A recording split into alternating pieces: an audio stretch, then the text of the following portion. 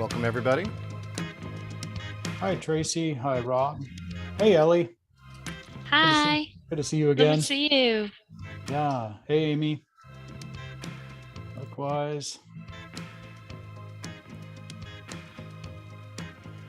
Just give everybody 30 seconds or so. We do have a pretty full day today, so I don't want to wait too long.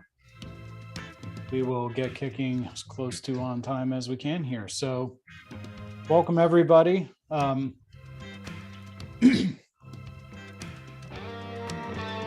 right, welcome, Heather. And now, of course, your host for your 5-day challenge, Tyler Paris. Excellent. Welcome, everybody, to day 3 of our 5-day Chief of Staff challenge. And of course, in these 5 days, as you know, most of you know by now, we're going to spend half an hour each day giving you some tools and tips for the most common challenges Chiefs of Staff face and a taste of what we cover in our Chief of Staff Mastermind cohorts. Anne Mary is one of our cohort 3 members, and she wanted to tell you in 40 seconds or less about her biggest takeaways in the cohort, which graduates next month. And she was not paid to say these things, but check it out. Hi everyone, my name's Anne Mary and I work at GitHub. I really enjoyed participating in the cohort this past year. It was a great opportunity to learn and grow from my peers, and Tyler really shared a lot of valuable resources. During one of our sessions, we covered employee engagement during the Great Recession, and it really helped me encourage my leadership team to have those tough conversations with folks we didn't want to leave. We looked at what people want to be doing, how they want to grow, and whether they're happy where they are now. Then we help them charter a new path in-house. I really encourage you to participate, and good luck. All right, thank you, Anne Mary. And I'm going to do a somewhat unconventional check-in today. If you are able, I would love for you to stand up at your workstation. If you're drop your phones, your apps, all your tools, what I want you to do is take a nice, deep, relaxing breath in through your nose. And when I say deep, I mean I want you to feel it in your belly. And then breathe it out through your mouth. And I want you to do that about 2 or 3 times.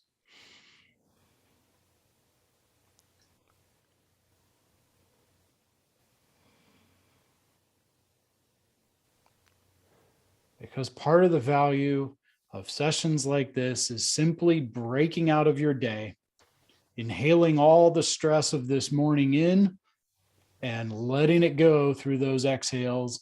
And I don't know what kind of day you've had or you're coming into this challenge from, but I think I want you focused, and I think you want to be focused too. So sometimes it's nice to just do something to break out, and we're going to circle back to why I had you do that in just a minute. But for now, what I want you to do today is write down on a sticky note or piece of paper, one word or phrase, your biggest success in the last year in getting better at facilitating virtual or hybrid meetings. So just what's your biggest success in facilitating virtual or hybrid meetings in one word or phrase? And just hold that up to your webcam if you write it down on a piece of paper. If you're having issues doing that, you can put it in the chat, or you could chat John and he'll put it in for you.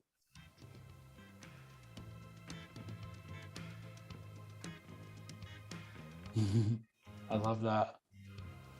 Oh, where's my, I'll be right back. Again, once you have a Post-it or a note, one top thing that you learned from virtual. Go ahead and just hold it up. It looks Ellie's ready. Bringing on the right something at the right time. Ellie, you can unmute and let me know what that last word is. Sorry, my terrible handwriting. Bringing the right people together at the right time. Oh yeah, perfect. Right, there you go. There's a thumbs up for you. Anybody else? Let's see. Amy said flexibility. Oh yeah, super flexibility in terms of handling unexpected things. Anybody else have a Post-it? Just hold it up to your camera. There you go. Heather's got one, and she's got her blur in front of it. Let's see. Madison's got documentation. Oh, good. Inclusion at all levels. Nice. Heather, we were just talking about virtual inclusion. Right. That's a fantastic. I've actually run an 8-language Zoom meeting. It was like the United Nations. Yeah. Thank you, Heather. All right. Outstanding. Back to you, Tyler. Well, speaking of the unexpected, I did that activity. And of course, I left my no sorry zone paddle over in the corner. You know, one of the learnings was it's okay to use props from time to time. Hi, Carolyn, by the way. Hi, Madison. I don't know if I said hi to the two of you. Hi, Laura, just joining. Good to see you all. Yeah, I really appreciate that. But if you got the pre-reading, you know that I'm more and more convinced that facilitative leadership is really sort of the skill, the most important skill that a chief of staff needs to master, because so much of the value you bring, someone just said it, is bringing the right stakeholders together, having the right conversations, creating or getting a group to arrive at shared context, generating healthy debate, and driving the outcomes that were agreed to in those discussions. And you know, you can almost put all your product knowledge, your engineering knowledge, your project and program management operations knowledge through that rubric, which is one of the reasons I think it's the most important, because it expands all of your technical expertise or your functional expertise. I was really encouraged last week to see in our LinkedIn poll that that's still the case. A lot of you say that you are driving and facilitating those meetings. John, did we have that poll handy? Yeah, one moment, Tyler. I'll bring it right back. While he's doing that, as a preface, I'll just say this to today's session. There it is. That was the poll we put out on LinkedIn last week. Yeah, it looked like a good 60+% of you are driving, facilitating meetings on behalf of your exec and leadership team. You know, there are a lot of execs who want to hold on to that. They, you know, chief of staff might be running some meetings on their behalf, but maybe not while they're in the room. And so, and also the question leading this survey wasn't maybe the most scientific, but it was a good pulse check. So anyway, you know, I'll just preface today with, you know, you will never facilitate great meetings if you don't make the time to design the time ahead of time. So, you know, what we're really going to focus on today is most closely related to that piece on working in a variety of environments, specifically the tactics of running better virtual and hybrid meetings versus in person. So why focus on these things? Because number one, many of or all of you are dealing with engagement and retention issues right now with the Great Resignation. And engaging employees goes way beyond ping pong tables and free drinks in the kitchen or even money, to ensuring that everyone on the team is heard, is appreciated, and that your meeting culture is one that makes the best use of everybody's time. So burnout is one of these big reasons people are leaving, and poorly run meetings, I am just convinced, are one of the biggest sources of frustrations for employees, even pre-pandemic. I'm not going to blame it on the pandemic. I mean, there was death by PowerPoint long before the pandemic. And, you know, if you worked at the Gap anytime in the last couple of decades, for example, you get to say no to any meeting you don't think makes the best use of your time. And if that wasn't a problem before the pandemic, they wouldn't have that policy. So for some of you, you know, you'd have a really clear calendar if you said no to those meetings. And so would a lot of your team. If you think about that for just a sec, that could be really powerful to think about. But also, don't you own that culture in your org as chief of staff? And don't you shape that? And if not, why not? You know, there's the engagement and retention piece. The other reason I want to cover it today is because thinking about improving your virtual and hybrid meetings, even tactically, will improve your in-person meetings, even if some of these tips do take advantage of the screen in ways that in-person meetings don't. But I served 2.5 years as a chief of staff at Intellectual Ventures, which was an 800-person organization across 7 international offices. So I like to think we were leading hybrid meetings before it was cool. But And I was doing that too as a not just as a chief of staff, but as a facilitator of our chief of staff mastermind cohorts right before the pandemic too. But the pandemic helped me realize, number one, that I was using some outdated models for how I was running those virtual meetings, and actually how I was becoming more mediocre at the remote part of work, even though I excelled at some of the in-person stuff. I just had not nurtured that. I had not kept up with all the changes that were going on around me. And so it really served to highlight that. The pandemic also served as a forcing function for me to just revisit some of my assumptions and do some things differently. And one of the reasons I have John Chen producing these segments is because I actually credit his engage method and learnings from his engaging virtual meetings book and conference for bringing me around to the point where since October 2020, I've received 8 pieces of feedback now, like this one, where people said my mixers or cohort meetings, and actually one virtual Cub Scout rain gutter regatta race that I emceed, were the best virtual meetings they've ever been to. So check Tammy out. I thought it was great because I've been to other virtual meeting and I thought that this is one of the best one that I actually. There you go, Tyler. You got your third one. That's another No, one. really. This is the. All right. So what I hope we're going to get out of today is that you'll be able to walk away with some tips and tools for generating that kind of excitement at some of your meetings. And again, there's so much to learn. And again, there's a lot of work before the meeting to make some of this stuff happen, and thinking about designing the time and how you want these interactions to go. That's where the real magic is. Having said that, let's dive in. First, connection before content. You've got to connect with people before doing much of anything with them.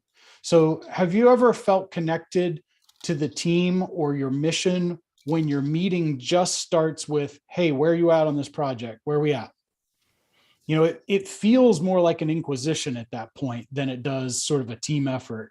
I suppose in certain environments, the team might have that culture and it might work. But I think for a lot of people, that feels off-putting. In the Great Resignation, our marketplace is littered with the bodies of people who feel disconnected at work. They're no longer with us. They're gone. And if you have a resilient organization, there are tremendous costs to that turnover.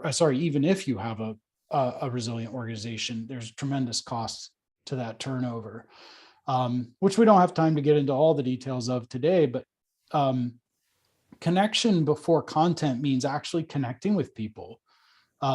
Even if it's as simple as just saying hi when they log on the call, like I just did with you all. Hey, Richard. Hey, Tasha. I see you joining a few minutes behind, just getting here.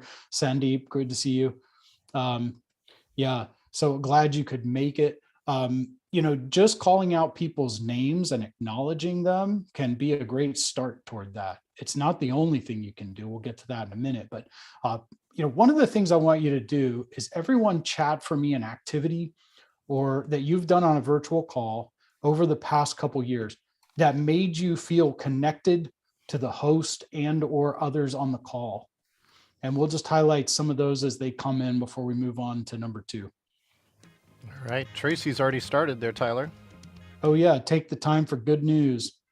Always do check-in call before starting internal meetings. Yep. Heather said 2 items we use: large leadership meetings that we take time for good news, kicked off by my principal, upward for 10 minutes, can be spent with a team of up to 300. Nice. Valuable, though. That's huge. Taking that time. Played music. Oh, we're coming. Did you see my notes? Second item was a virtual concert. Wow, love that. Ooh, great idea. Everyone changed their virtual background to a favorite vacation photo. Great. Okay. So actually, let's see, who said music? Heather, in one of our conferences, we actually had a live singer. The conference theme was Rise Up, and she sang Rise Up as the opening piece, and it literally changed the entire mood of the whole place. Thank you so much. I love that. Icebreakers is great. Yeah, when you do Q&A and make the person come on video to ask their questions live. Yep, I love that. Could kind of feel like you're on the spot a little bit, but it's a good way to know that your voice was heard. Icebreaker's another one. Yeah, Carolyn, I just heard this one today, right? Which is how did you get your name, right? And so that actually turned into a really valuable activity for somebody else that I heard earlier today. So great minds think alike. And Tasha's got the favorite food day. Great way to start the conversation. If there was a food day for everything. Love that. Cool. Well, these are great. Hopefully you're taking notes if these are things you have not done in your organization. But I want to move on to another thing too called, oh yeah, there's a SWAT meeting, question of the day. I love it. Use lots of media and modes of engaging people. I think the days of just presenting at people are gone. Now, there is still probably a scenario in which a presentation could be a part of a meeting. If you're in a consulting mode, consultants are famous for using PowerPoints or slides in a particular way. But I think just talking at people, workers aren't going to put up with that. People just don't like being talked at. They want to be engaged. They want to be interacted with. So here's some ways to do that. One is use video. I was going to show Dilbert video, but the copyright issues got us hung up. So, who doesn't think Dilbert's funny, right? You could just start a little clip. There's some little 2 or 3 minute clips or even 30-second or 15-second clips online that you can find videos. You could go to dilbert.com and use cartoons. There's so many ways to do that. But according to a recent study, if a picture is worth 1,000 words, a 1-minute video is worth 1.8 million words, which is a bit of an exaggeration scientifically, but there is actually some science behind it. And so there's the study that came from in the chat. Try Kahoot quizzes. Whether you work with kids or adults, Kahoot quizzes test people's comprehension of what you're talking about. Some people like the competitive aspect of Kahoot quizzes and seeing their name up on the podium, and that can build some sort of camaraderie and team spirit there. And maybe some bragging rights. Not everybody does, so make sure that's not your only strategy. So maybe at the next all hands where your boss rolls out a 3-point strategy for 2023, quiz everybody on what those 3 points are or things like that, give prizes. How about music? In my work with several of you mentioned this, and in my work with chief of staff, I have long asked people in interviews, if you had a theme song for your time in the chief of staff role, what would that be? And get people out of their analytic brains a little bit and get into that creative side to just think a little bit differently. This is what we started with in our check-in today, just kind of breaking out of your day a little bit and shifting into a different mode of being. John's helped me compile those answers into the world's first chief of staff Spotify playlist, which we put in the chat for you there. We even branded it. So it's basically just full of songs from other chiefs of staff as their theme songs too. So what's your theme song? You can go ahead and drop that in the chat for me if you want. We'll add it to the list. 12 people over the past year commented to me just how music alone brought a whole new level of energy and atmosphere to their meetings after they heard the way we kind of start our meetings with music at the beginning and end with music. And we even, put some music in here and there in the middle. So just creative use of that. And remember how I said these tips for improving your virtual and hybrid meetings can also improve your in-person meetings. One of our most memorable and talked about all hands meetings when I was a chief of staff was when I talked our straight-faced attorney founder and vice chairman of the board to dance Gangnam Style as he danced off from his segment at the all hands. Every time we mentioned our revenue plan after that meeting, people would break into the Gangnam Gallop. And it really just kind of galvanized people in a way that wouldn't have been possible without the thoughtful incorporation of some music.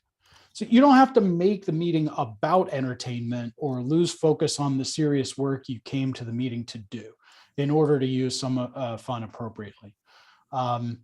So I mentioned the Dilbert cartoons earlier. Another thing that a lot of folks kind of gravitate toward, in at least in circles I've been around, maybe I hang out with super sarcastic people, but despair.com and their demotivator posters. They're kind of funny. They're kind of spoofs on the leadership and teamwork posters that you see around corporate offices sometimes. I really like the meetings. None of us is dumb as all of us. And, there's some great ones in there. But anyway, check those out. You can just kind of pull some of those up at your meeting and just flash them real quick. People laugh and then you move on. So number 3, using whiteboards. Visual collaboration, and I think I hinted at this or talked about it in that article for Mural that I posted as the pre-reading, but visual collaboration and having artifacts helps you build trust, listen to a more diverse set of ideas and people, and synthesize the information. It's great for setting context and creating shared context. When you visualize, you can move things around on the board in real time. People can see how the decisions are being made, how they unfolded, how the things got prioritized, even if their idea doesn't carry the day. So you want to talk about a way to make people feel heard and respected, show that their idea is up on the board, right? Because then they know that it was considered rather than being put in a black hole. That's one of the problems, I think, with pulse surveys and employee questionnaires and things like that. Sometimes people don't know what happened to that feedback. They may never hear back on it. They may never see changes implemented. They may not understand why, even if their ideas were considered. But when you put on a whiteboard, everybody sees that. Fourth, I would say proactive chat use. When our school shut down for COVID a couple years ago, adults hated virtual school because the kids were hanging out in the chat, using it as a distraction from the teacher. So raise your hand if you've ever seen adults using email, chat, Slack, IM, other messaging tools during a meeting instead of paying attention to what was being talked about. And part of that goes back, yeah, exactly. Part of that goes back to what I mentioned earlier. You've got to design the time in a certain way, and you've got to design the structure of your meeting in a certain way. But, part of that is poorly managed ground rules, like turn your devices off for this meeting, or, hey, I need you focused, or I need you, setting those expectations. But what I'm suggesting is a little mental jujitsu where you use the tool that would be a distraction to redirect and control people's attention so that it works proactively for you rather than as a distraction. So what I want you to do right now is chat for me one thing you've seen a speaker do in the chat or on a messaging tool that kept you engaged.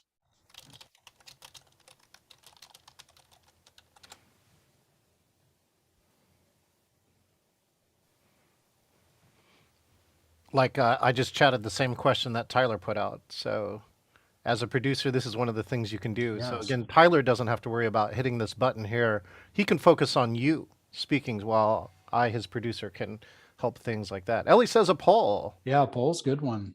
And Ellie, I design all my polls so that I can take the data from the polls like what Tyler did, and I actually use it in a future meeting, right? 50 chiefs of staff said blah, blah, blah, right? Mhm. So really valuable. Katie said, Ask people to submit your their GIFs. Yes. That's Wow. even better on Teams. Microsoft Teams actually supports Yes. GIFs in the chat. Zoom still doesn't like files like that, does it? Oh yeah, let's dance break or stretch. Data is Yeah. king. Yeah, if you haven't seen it, Laura says use emojis. So if you Zoom has a new emoji tool. If you hit the smiley face on the top right, you can type virtually anything. Like last time was ping pong or explosion, and you can actually now quickly find something and search it by name, and then use an emoji.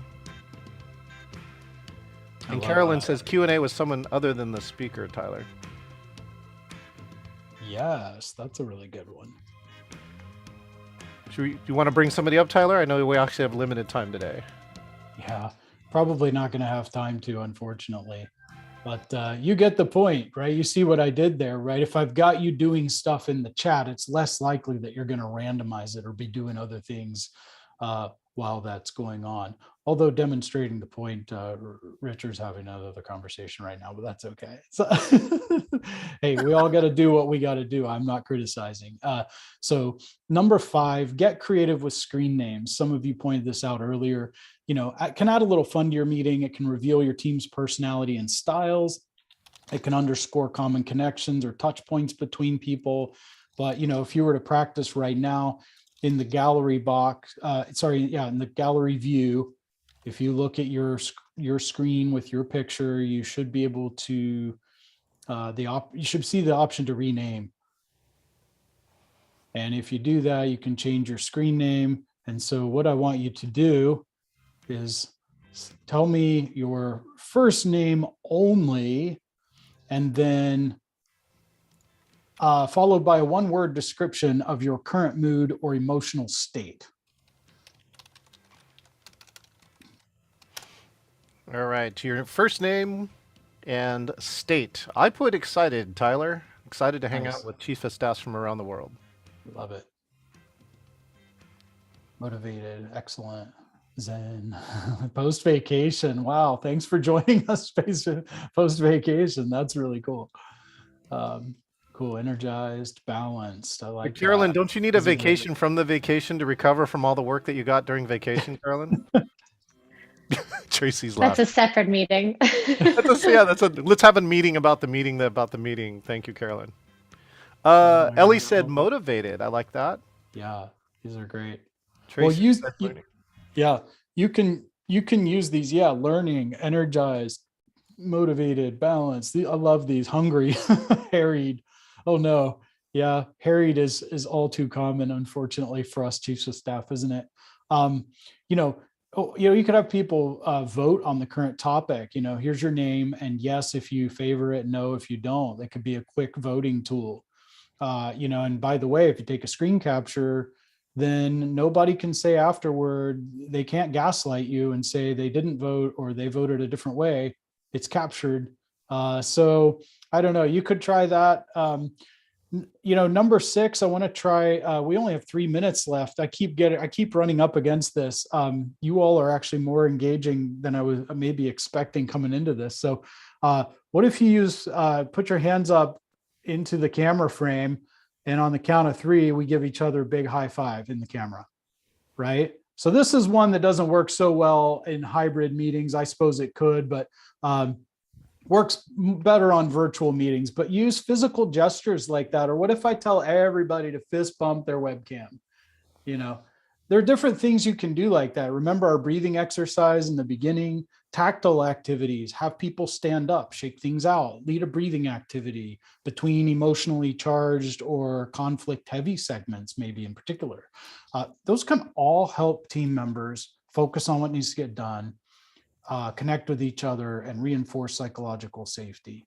And then maybe last but not least, standing up. Like I have a picture of me pre-pandemic on a Zoom call with one of the cohorts, literally with my hands in my face, or my face in my hand. And you really don't want to come across as the Ben Stein of the virtual meeting world, in your best Eeyore voice saying, "I'm so excited to be here today." Knock that off. Just get up and get moving, right? Like you'll feel the difference and everyone else will feel the difference too. Salespeople do that a lot. I've probably more than anything, I've seen salespeople take calls while walking around, standing up and all that stuff. And now I kind of understand why in a way that I maybe didn't before. Hopefully you felt some of the difference today.